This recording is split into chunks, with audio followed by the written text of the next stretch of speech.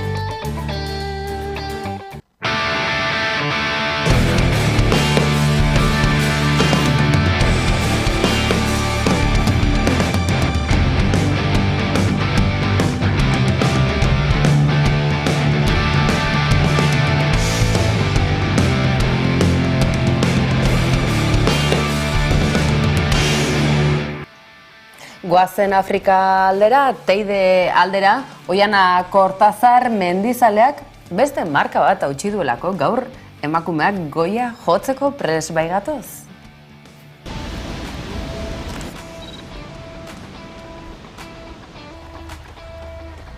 Tira bien.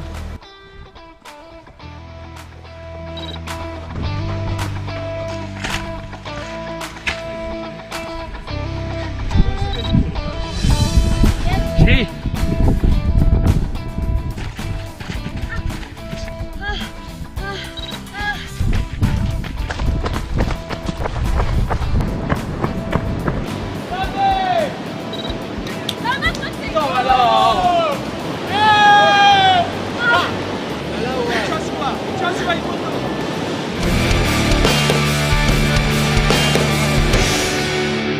UEU Zinema albiste dugu egunotan, film laburrak, euskal ekoizpenak, kriston martxa dugu. Akaso ikusgarritasun gehiago eman, ikusgarritasuna eta kontsumoa ere bai, jarri, eman play sortu, nahi duzuena, dena da zabalik.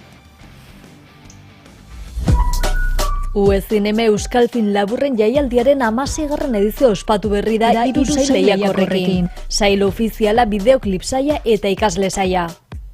84 ikusentzunezko jaso dituzte orotara, baina 32 izan dira finalera pasa direnak, 10 sail ofizialera, 10 ikasle sailera eta 12 bideoklip sailera. Sari banaketarako gunea Aretxabaletako Zaraia areto aukeratu dute, Euskal Herriko zinema sortzaileen plaza bilakatuz. Atmosferan ilusioa, urduritasuna eta jakimina antzeman dira hautatuen artean. Eta iritsi da sarituak nortzu diren jakiteko garaia. 16. edizioko UEU Zinema sariko irabazlea Maider Oleaga bilbotarraren irrit filma da. Sail ofizialarekin jarraituz Bertigo sariaren garaia David Gonzalezen Siempre Lunes filma da.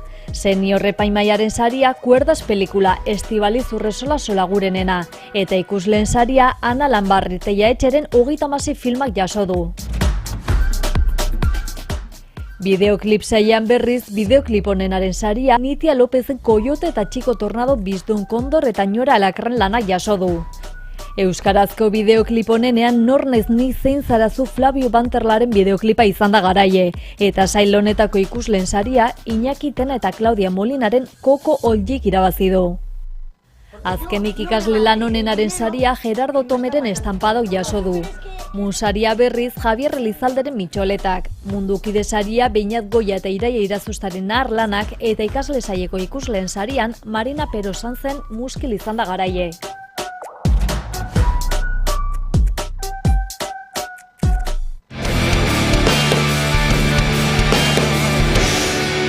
Bestelako sorkuntza lana izaten da, laguntza ematea eta behar duena erreskatatzea. Zer esanik ez, Mediterraneo itsasoan badakizue hilobi erraldoi bilakatu dela gaur-gaurkoz, eta euskaldun asko garaibateko zorra kitatzeko akaso?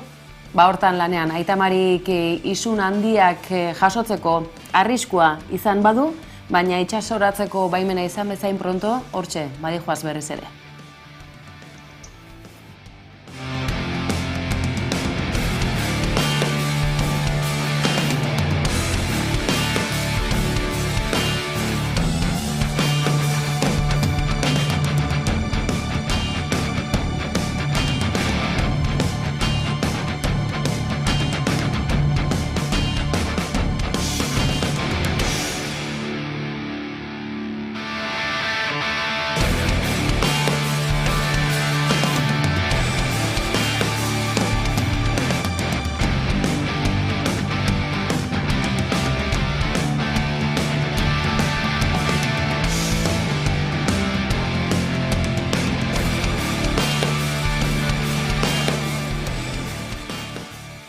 Gauza batzuk ez dira sekula aldatuko, ala bai? Baina bien bitartean izendapenak badu bere garrantzia. Goazen gizonezkoen aktualitateari tarte eskaintzera. Hasteko eta behin, kopako euskal derbiari zein aterako ote da garaile oraingo honetan San Mames gure katedral handian.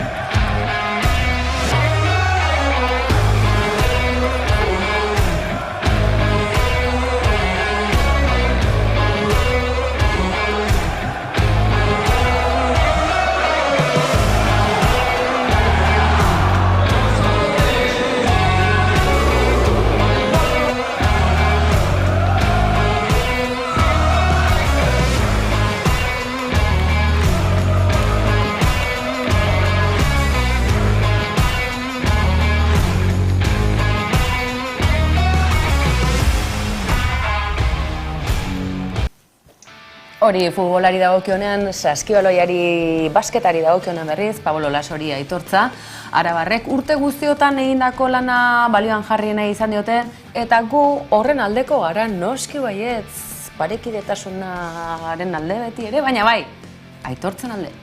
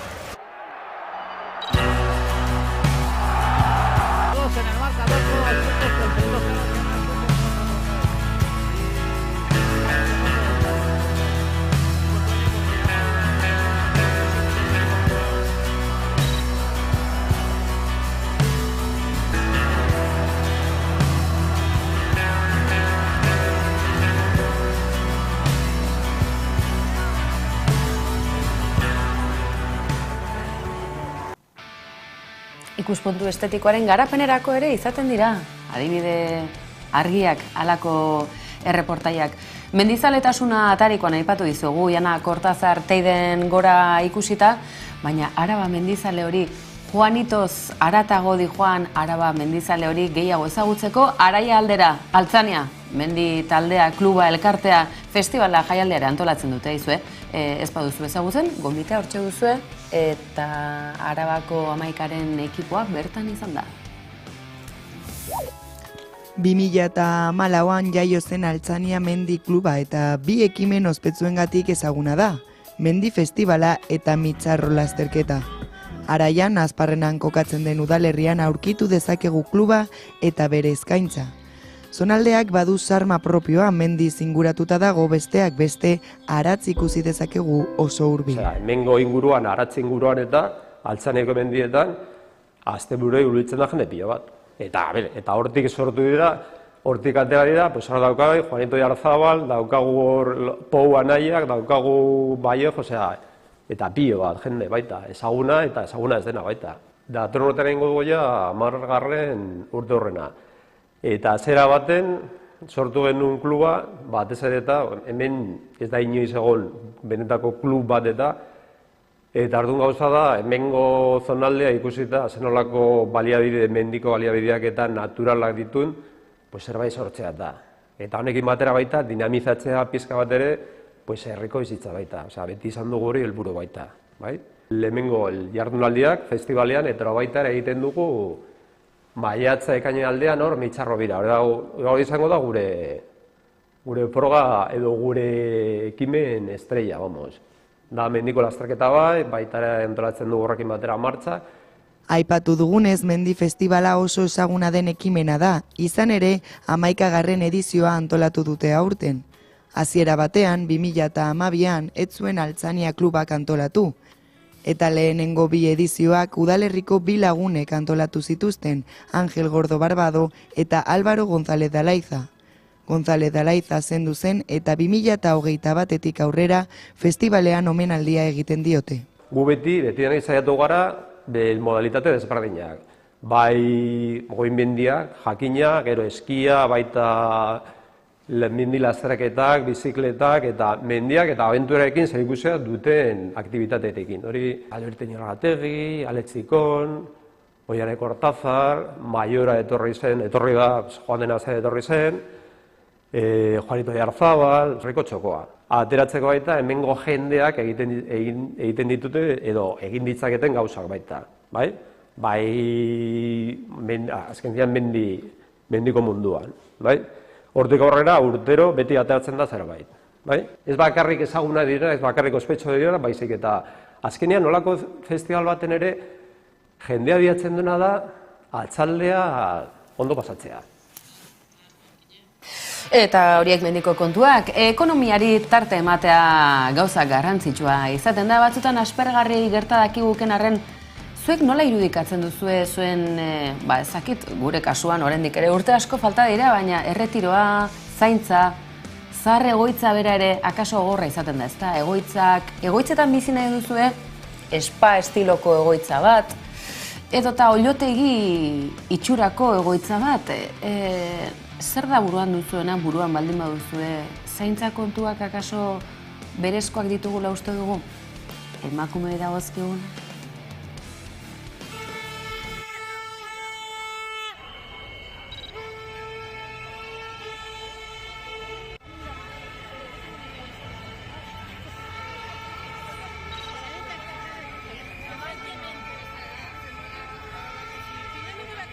Hitzarmena negoziatzen daudenez, ez dela egia, kuota igotzen diete usuarioei, horrek suposatzen du, 6,5 edo 10 baten tartean igo gera, eta 300 euro hilean.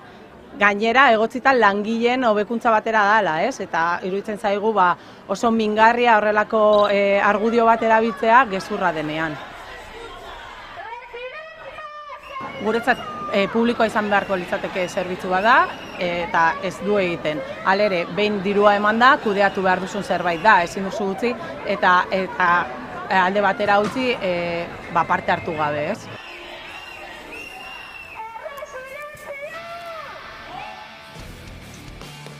Ainhoa Tirapuzen, bai, ELA sindikatuaren azken fitxaketa, hau ez da futbol kontua, baina aktualitateari helduta beraz zaintza erdigunean egoitzetako langileak greban askotan izaten baita lanik atseginena ez dena edota esker gutxiena duena, gutxien jasotzen duena ez da. Zaintza ardatz horixe bera, baita Bilgune feministaren kanpainaren azken oihua.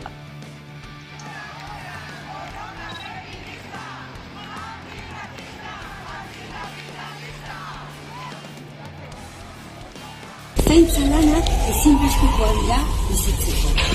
Ezin dira ikustezin eta merkantilizatzen jarraitu.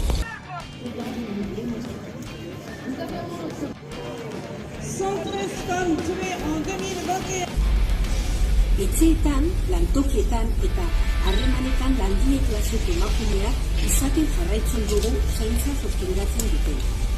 Denboraren eta baliabideen pobrezia pilatzen jarraitzen dugu. Zaintzak irauli nahi dituen, dena aldatzen. Egungo zaintza erregimen kapitalista eta patriarkala eraldatzeko asmo, mobilizazio prozesu bati ekin diogu.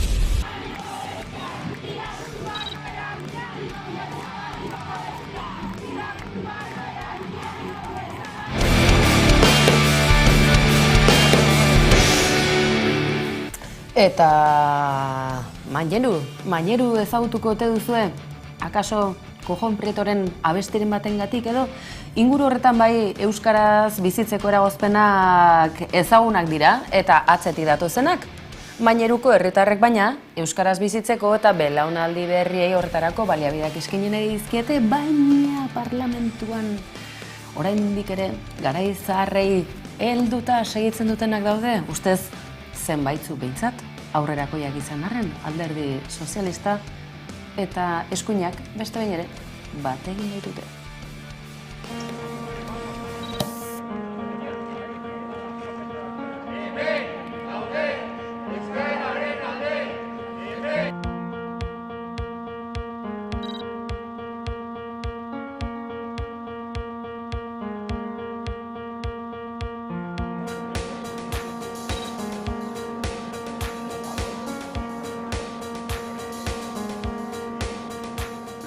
Etorri gara, Maineruko herritarrei babesa ematera, eskatu dutelako eremu legez ez Euskaldunetik eremu mistora pasatzea, eta hori eren ez da oso aldarkapen txikia izan, hori ere ez diete unartu, ez dio Txibiteren gobernuak ez dio unartu.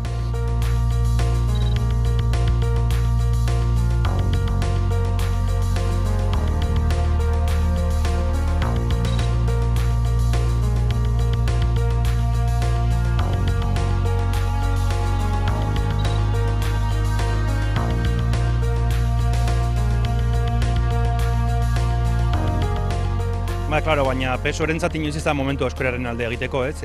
Adibidez, aste honetan berean jakin dugu Lerinen, herritar askok eta familia askok nahi dutela eredua eta bertan euskaraz ikasi eta horiei ere ez esan diete, ez?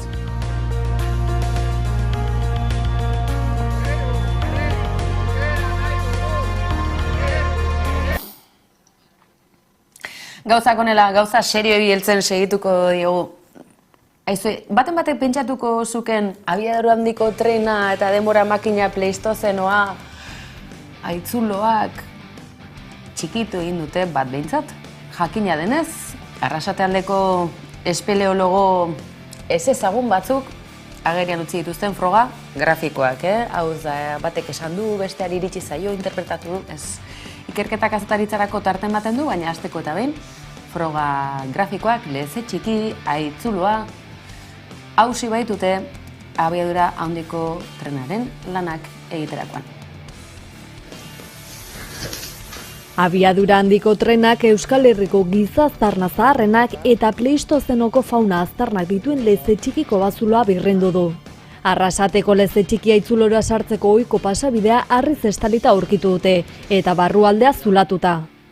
Tunela pasatzen da leze txiki barrutik. Duela 2 urte hartu ziren leze txikiko bazulo barruko ohiko bide bat etenda zegoela. Barreneko galerietarako bidea berriki eroritako harri handiz estalita zegoela. Leze txikiren lagunak Arrasateko eta inguruetako espeleologia zalen taldea jakinarazi du garai hartan ia egunero izaten zirela leherketak atxetaren obretan, eta horiek sortutako dardarek eragindako lurjausi izan zitekeela leze txikiko bazulo barruko ohiko bidea etenda egotaren arrazoia. Bada urte hasieran beste bide batetik barnealdeko galerietara iristea lortu zuten, eta izugarrizko kareharri eta lurjausiarekin egin zuten topo, azpiko galeria guztiz estaltzen zuena. Orduantxe konturatu ziren abiadura handiko trenaren tunela leze txiki barruan egin dutela, aitzula zulatuz. Espeleologoek gogor salatu dute gertatutakoa. Euskal Herriko historia aurreko aztarnategi garrantzitsuenetakoa da leze txiki, gizakiaren aztarnarik zaharrenak aurkitu dira bertan. Eta espeleologoek iritzi diote leze txiki modu horretan suntsitzea onartezina dela, Arrasateko eta Euskal Herriko ondare arkeologiko garrantzitsua izan da. Hain justu Eusko Jaurlaritzaren dekretuaren arabera leze txikiko bat babes ingurunean aurkitzen da. Dekretuak berak dio leze txikiren muga batzuk norainokoak diren jakiterik ez dagoenez alboko ingurune endokastikoa ere babestu nahi dela. Testu inguru horretan ez da Debagoienako baiaran abiadura handiko trenaren obrek kalteak eragiten dituzten lehenengo aldia. Aurrerago ere iturburuak agortu zirela jakin zen, errekak loitu eta kutsatu edota lurjausen ondorioz errepidetan ere kalteak izan ziren.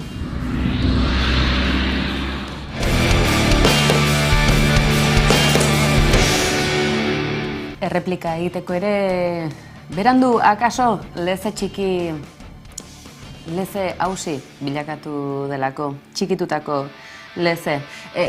Txiste txarrak alde batera utzita azken txanpa honetan, aizue, gaur zer ikusi ote dezakegu? Kolpez-kolpe bezalako telebista saio ikusgarri, profesional, umore azidan oinarritutako aktualitate landua. Musika zuzenean hortxe dugu ondoan. Eta lagunak izan arren konpetentzia zilegi honetatik gonbitea, gaur musika zuzenean ikusteko Ines Osinaga, itxasoa gara.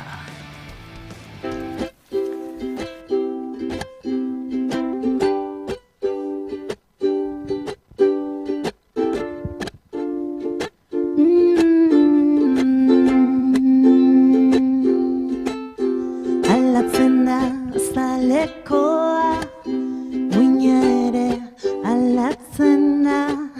aldatzen da pentsaera, munduan den aldatzen da, klima aldatzen da, aro. zelaiz, dena aldatzen da beraz, ez argitu aldatzen banai.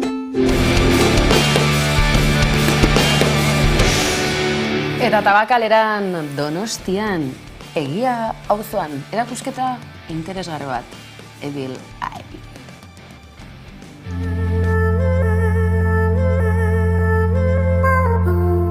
Donostiako Tabakalerak Evil Eye erakusketarekin hasi du 2023 denboraldia.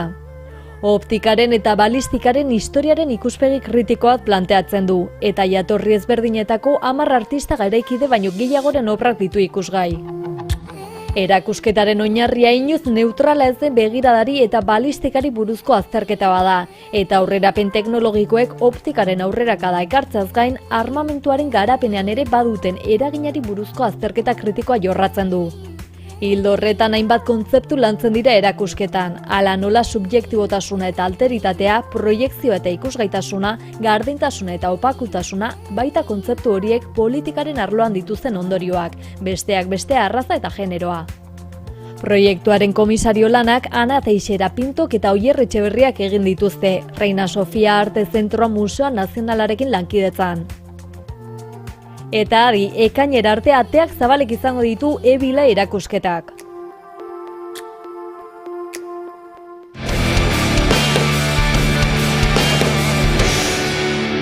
Astearen bukaera gertu dugun honetan ez dugu ahaztuko. Aipatu dizugu egunotan Araban, kuadrilla arteko bertso leia, txapelketa, herriz herri, Araba luze eta zabal horretan bizirik eta euskaraz bizirik daudela ondotxo gogorak hartzen digun leia eta jaia ere bai, zergatik ez.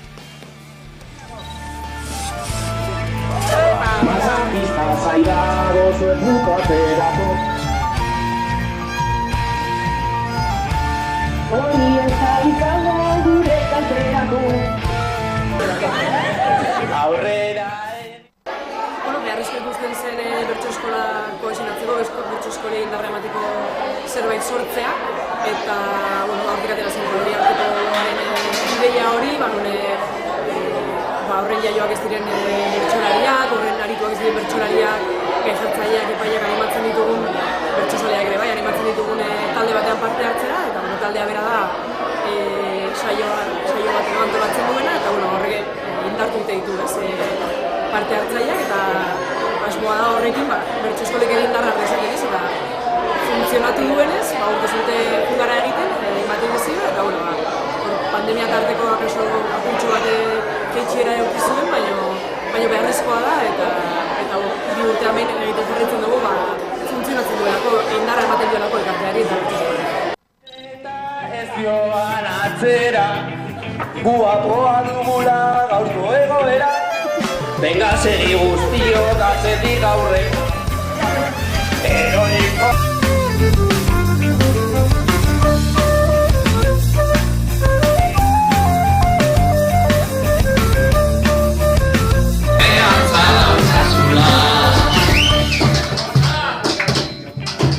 Zabatza zartzaroan, arrotuta luza.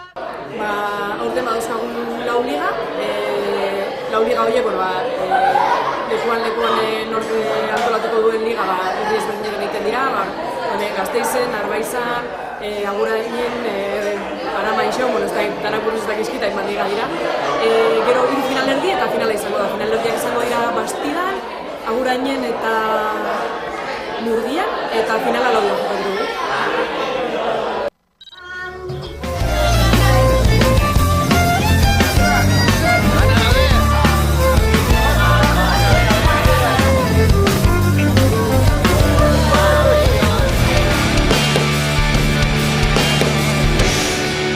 Bagoazela, minutu gutxi ditugula aurrean, baina oraindik ere badira 40 minutuko tarte laburrez komunikatzeko beste aukerarik ez duten euskal hiritarrak, eta hainbat gainera oraindik ere salbuespen egoera batean espetxean. Jaialdia, elkartasuna eta beste behin ere 40 minutu rock. Elkartasuna oinarri, jende uholdea elkartuko duen egitaldi, komunitario, jendetsu, 11 bertan izango da, honekin agur esango dizuegu. Egunero hemen izango duzue, kolpez kolpe, albistegi, azido humoretsu, eta izue zergatik ez profesionala, hemen 11 telebistan ez galdu, plataforma guztietan gaude, beraz, nahi eran edo zuzenean, hemen izango dituzue, egunero eskerrik asko, hor izateagatik bihar arte, aio.